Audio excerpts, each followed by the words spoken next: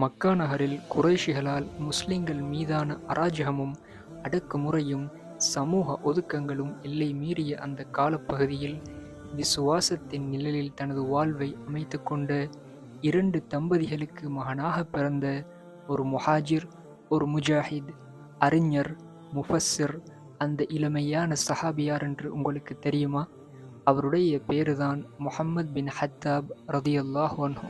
இவர்கள் மக்கா நகரில் குறைஷி குலத்தில் பனு ஜுமஹ் கிளையில் சத்திய மார்க்கமாம் இஸ்லாத்தை அதன் ஆரம்ப நாட்களிலேயே ஏற்றுக்கொண்ட, அதன்படி தன் வாழ்வை அமைத்து கொண்ட ஹத்தா பின் ஹாரிஸ், உகையா பின் யஸார் ரலியல்லாஹு அன்ஹுமா ஆகிய தம்பதியினருக்கு அன்பு மகனாக பிறந்தார்கள். அந்த தருணத்தில் மக்கா நகரில் முஸ்லிம்களுக்கு எதிராக பல அட்டூழியங்கள் நிகழ்த்தப்பட்டு கொண்டிருந்தன. தனது ஈமானை பாதுகாத்து வாழ அபிசீனியா நோக்கி பயணமான அந்த இரண்டாவது குழுவில் தனது பெற்றோருடன் முஹம்மது ரலியல்லாஹு அன்ஹு அவர்களும் ஒரு சிறுவனாக இணைந்து கொண்டார்கள். இதனால் இவர்களது வாழ்வு மக்கா, அபிசீனியா என இரு தேசங்களின் தியாக வரலாற்றோடு பின்னி பிணைந்திருந்தது.